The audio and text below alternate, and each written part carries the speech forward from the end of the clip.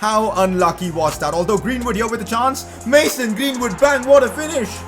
Talk about a fantastic youngster stepping up against City. Well, it's Mason Greenwood. Looks for Mikel Oyarzabal. Can he control it? He can. Mikel Oyarzabal, good position, goes for goal. And that is a lifeline. Out of nowhere, Mikel Oyarzabal has scored.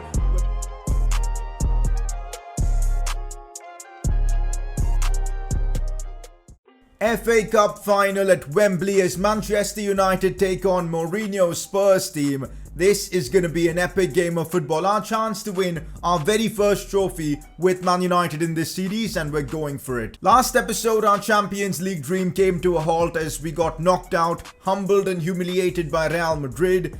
And there's that for our Champions League season. In the Premier League, we're pretty much stuck in second place no matter what we do.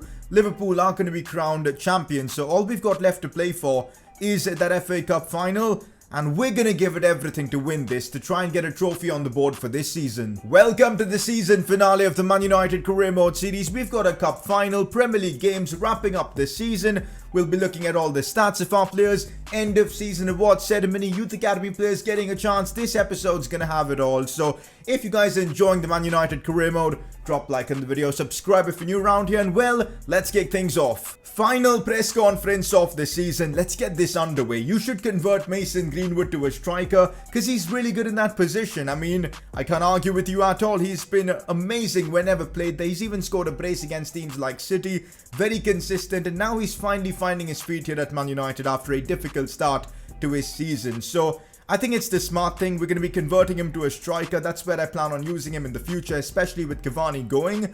And in about a month or so, we should have a Mason Greenwood as a striker. So that's the plan. Next up, with the breakthrough of Thomas Hale, would you consider selling Eric Bailly if an offer comes in? So as you guys know, last episode, we gave the Youth Academy prospect Thomas Hale his debut. And I think he impressed everyone. What a performance against Man City he put in. Was winning challenges, looked solid all round. And I honestly want to use him as my 4th choice centre-back next season. If that means selling Eric Bailly, so be it. I feel like Thomas Hale could be one of the most fantastic players we've ever promoted from the academy. He's got it all to be a centre-back. We're training him for being a centre-back as well. He's good on the ball. And I want to do it, guys. I really want to do it. So next season, Eric Bailly might be going away and Thomas Hale might join our 4 centre-back options for next season. Let me know what your thoughts on it. In this series, I kind of want to move towards having as many Youth Academy players as possible in the team slowly. Maybe towards season 3 or 4, we'll have a full squad of amazing Youth Academy talents. That could be an awesome thing to do, we'll see. But for now, I'm thinking Hale will be our 4th choice centre-back come next season, and Bailly maybe sold. Next up, considering the fact that you spent 300 million plus, you did a pretty poor job in the Champions League. Now, recent few episodes I've been asking you guys, is a Champions League semi-final finish, 2nd in the Premier League, and maybe an FA Cup win a good enough season for Man United? And it was 50-50 in the comments section. A lot of you guys praised how well we've done this season up against big teams like Barca in the Champions League. But on the other side of the coin, yeah, we've spent a lot of money and maybe the returns haven't been as good enough. But it's a process, man. We can't just be spending money and expecting Champions League trophies ahead of us.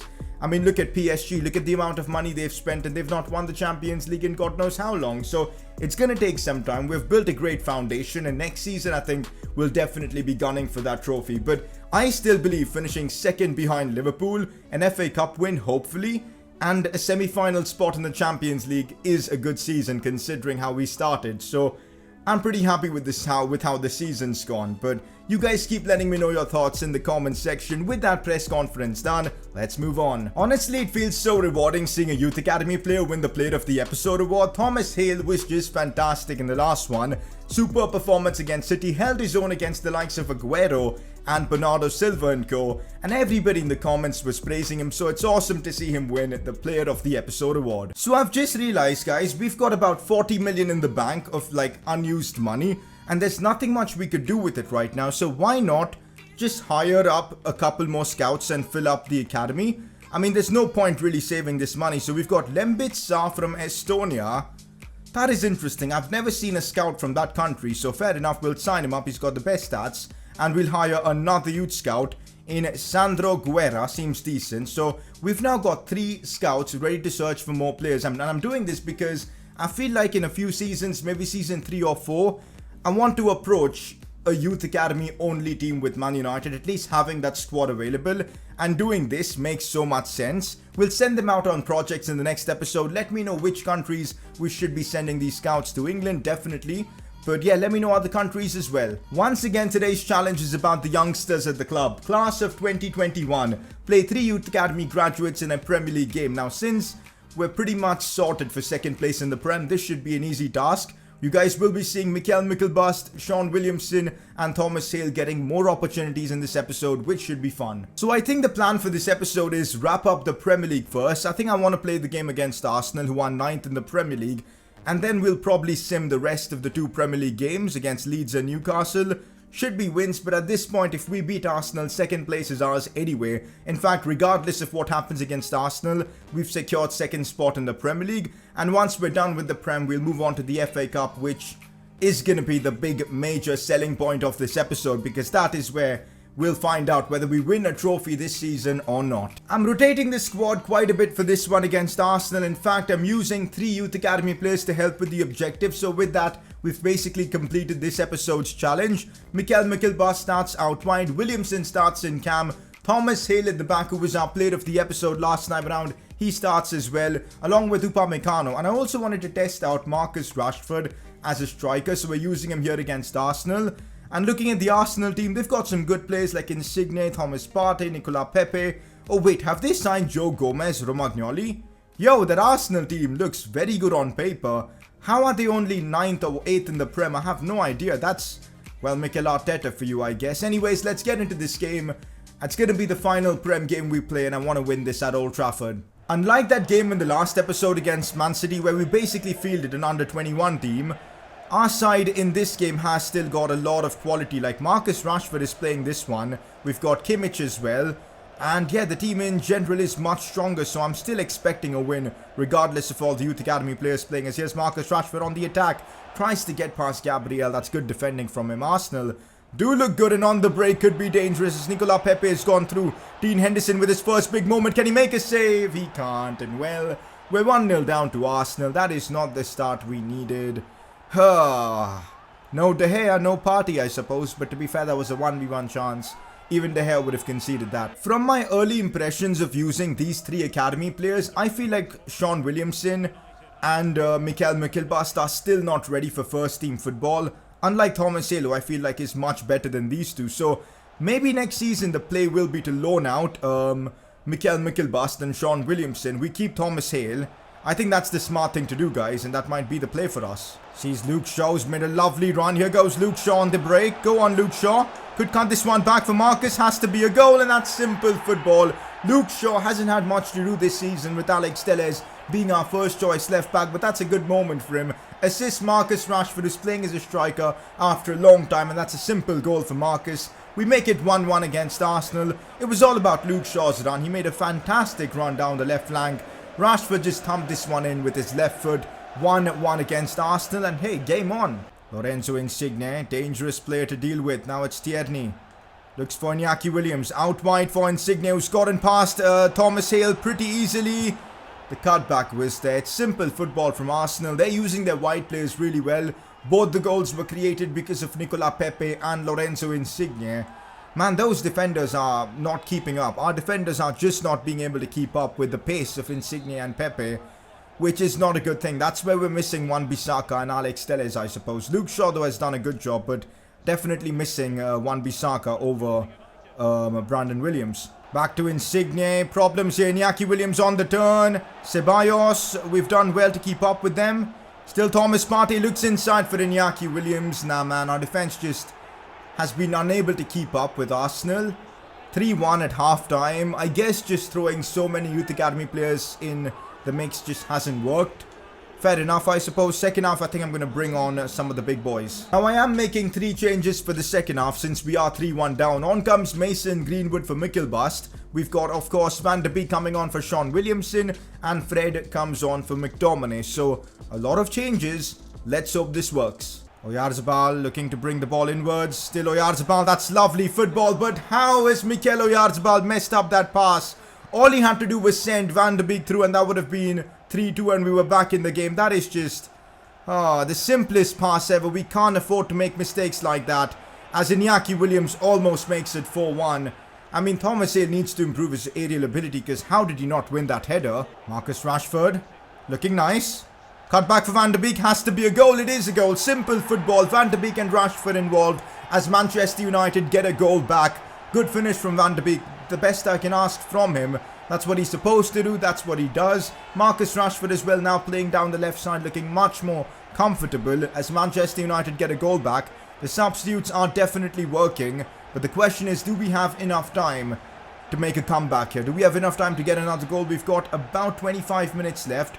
Surely there's enough time to do something about this. Come on. Sees Van de Beek now in a bit of space. Does well to find Greenwood. Oh, he does brilliantly there. Mason Greenwood there. The scoop turn completely bamboozled the defender. And we've made the comeback from being 3-1 down. Greenwood celebrates like he's won the World Cup or something, but I don't care. It's a big moment for Mason Greenwood, who once again scores against a big team playing as a striker. The manager, the fans, everyone is just going crazy. Nothing to play for in the Premier League, but this is still a big moment, you know, coming back from being 3-1 down. There's the scoop turn, guys. That completely changed the outlook of that goal and created that chance.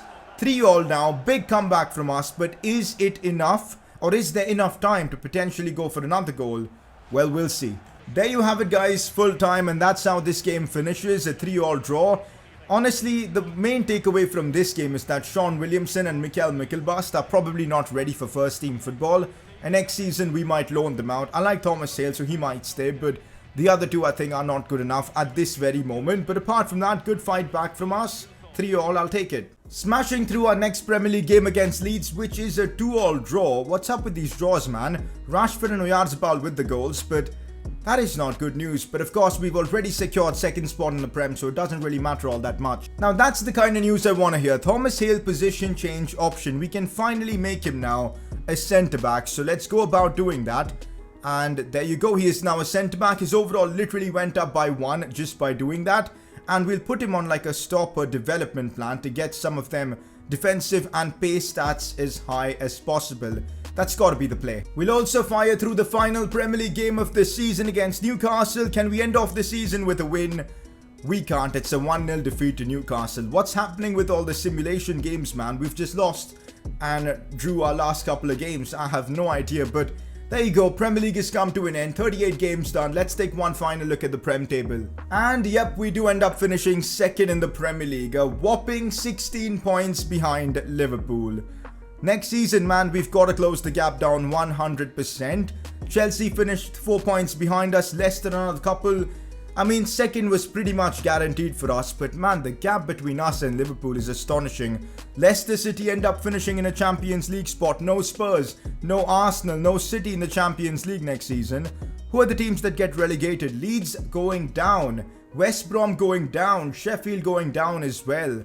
Very, very interesting. I'm so surprised that Man City haven't made the top 4. Harvey Barnes from Leicester ends up taking home the Golden Boot Award with 22 goals this season. Martial coming in with only 18.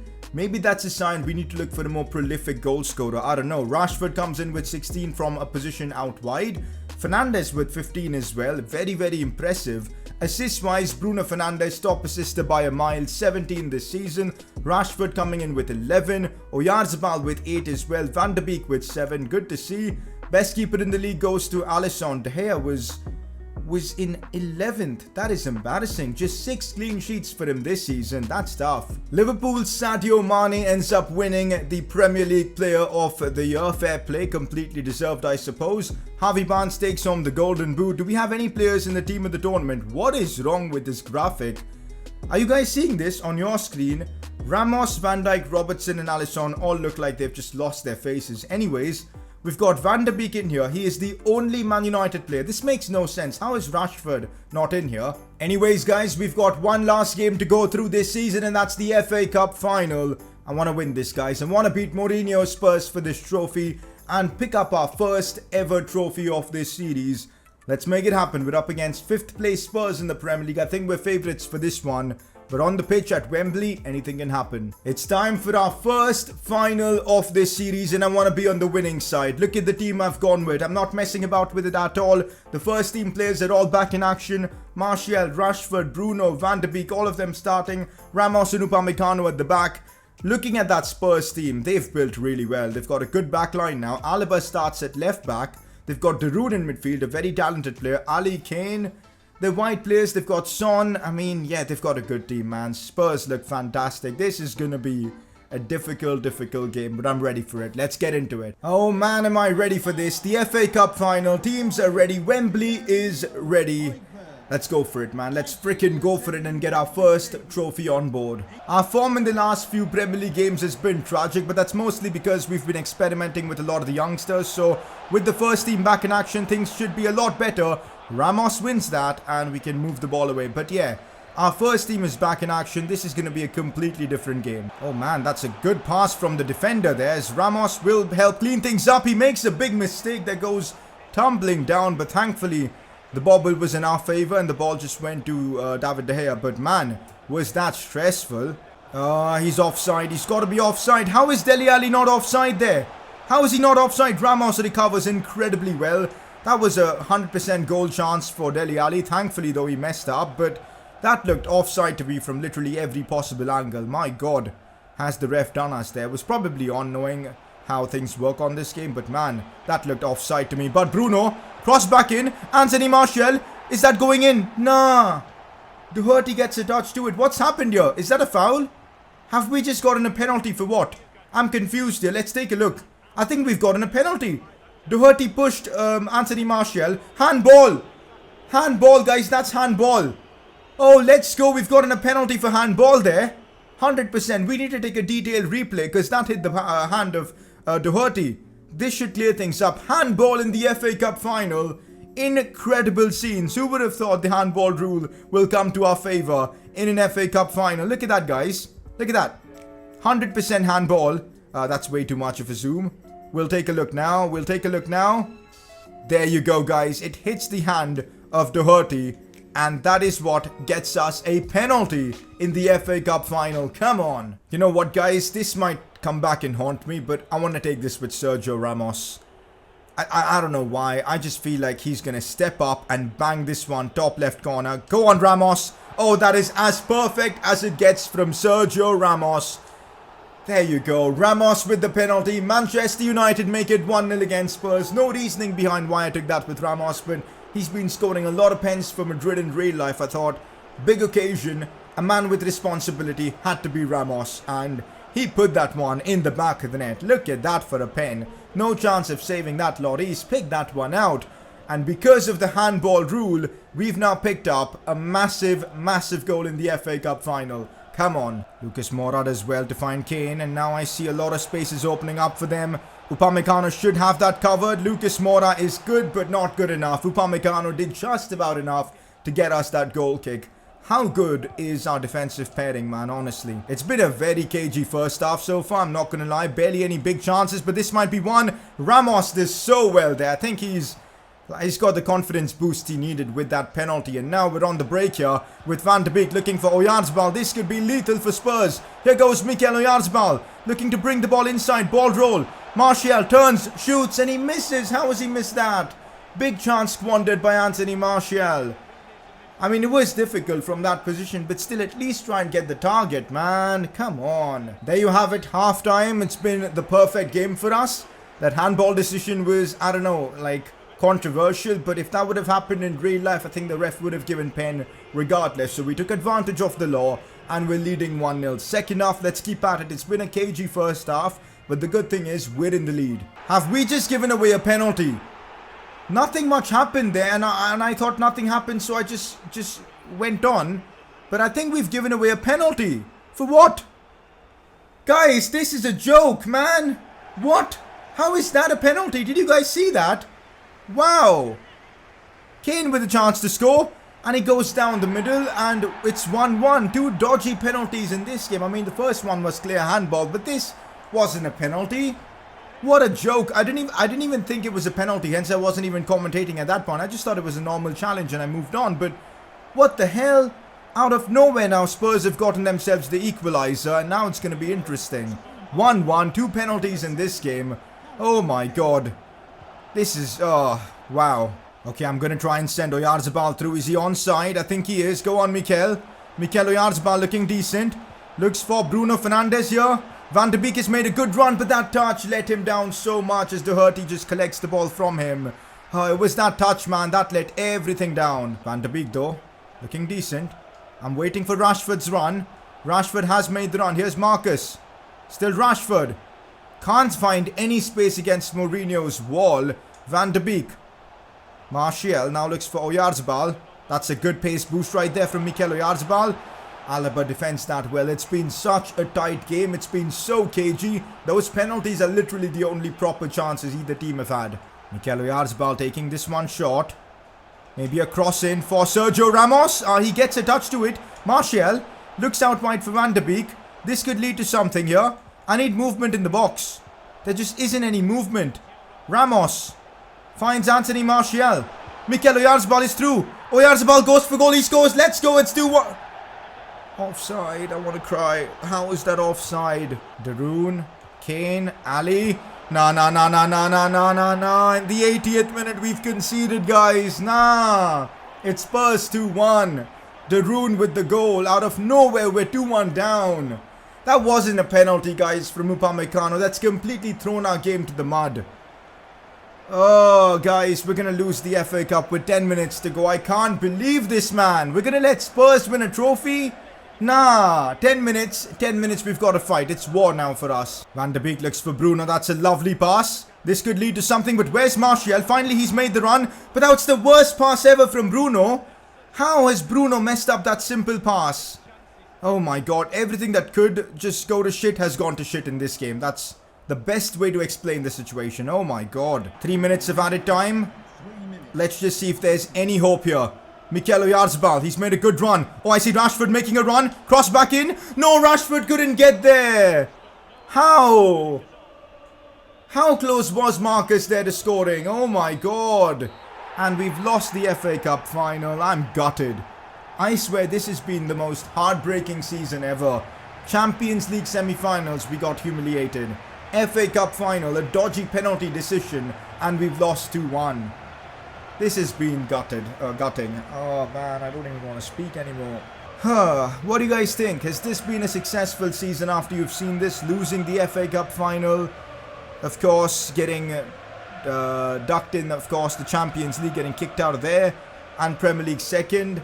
I don't know anymore, man. I think next season we need to make improvements. We need to be better. And yeah, that's all I can say. This is a tough blow, guys. A really tough blow. We're ending off the season in a really sound note, guys, and I do not like it. But it's football, man. It's football. It'll take time to bring Manchester United back to the elite level. Hopefully we'll get there soon enough. You know what, guys? You win some, you lose some. This first season with Man United has been more about losing. Strong season towards the end, but towards the end, I guess everything crumbled. We'll come back stronger next season, 100%. Second in the Premier League this season behind Liverpool. FA Cup, yeah, losing the final. It was just painful. Carabao Cup, of course, we got knocked out in the early rounds as well. Yeah, man, in the round 4, apparently, to Fulham, 2-0. So, I don't know if this has been a good season or not, but it's been painful, that's for sure. But next season, we'll be back, guys. We'll be back for more. Real Madrid ended up winning the Champions League this season. I mean, look at this. We've already got some planning to be done for next season. Greenwood's position change is done, so let's quickly make him a striker. His overall didn't really go up because of that. He still retains that 79 overall. Also, an offer comes for Eric Bailly, 20.5 million. And I'm going to accept this, guys, because why can't I accept this? Negotiations have already broken down. That's interesting. Anyways, I'm looking to sell Bailly because you know the plan with Thomas Hale. For all you stat nerds out there, let's take a look at all the stats from this season. And looking at these stats, I think it confirms that Anthony Martial, maybe, just maybe, might not be it to lead our line. I feel like a striker like Haaland could be the play. Maybe that's something we look at for next season. Rashford from left wing scoring 25 and assisting 14 is phenomenal. Bruno, what even are those stats? 47 goal contributions in 50 games. Cavani did really well, and he's now going to, of course, be leaving the club. 18 goals and 8 assists. Van de Beek with 16 and 10. Oyarzabal with, again, double-digit goals and assists. Awesome to see. In a tough season for Greenwood, he still managed to score 8. We've had a few goals coming in from Wan-Bissaka, Kimmich, Fred, Dan James. Dan James with 7 assists as well. And that's how things have gone. But, yeah.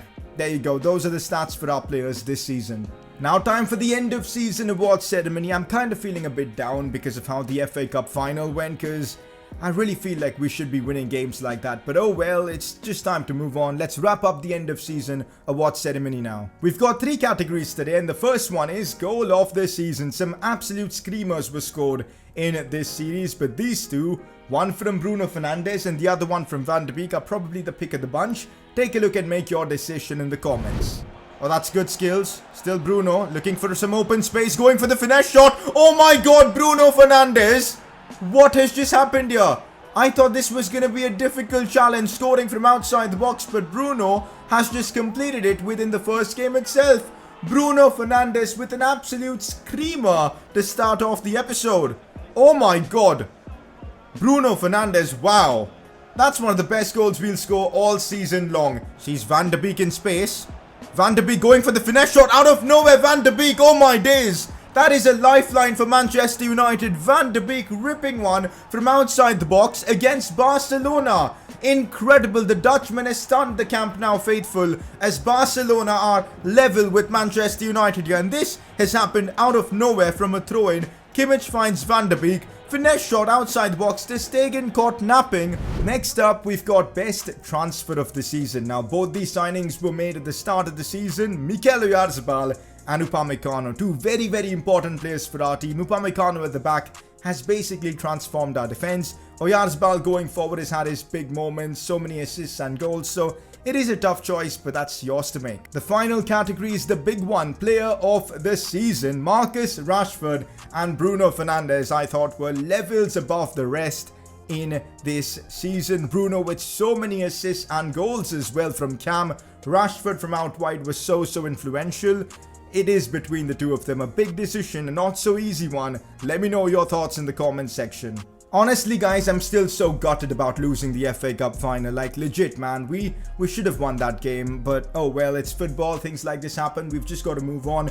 We'll be back for next season, better team, more money, more signings, more focus on the youth academy as well. It's going to be a lot of fun, and I can't wait for the next season of the Man United career mode on next gen FIFA. So for now, this is where we're wrapping things up. It's been a tough episode, a tough season, but we'll be looking for more. This is a journey guys, it's gonna take time, but we'll get there. Drop a like if you've enjoyed season 1, subscribe if you're new around here, and I'll see you guys very soon for another season of the Man United career mode series.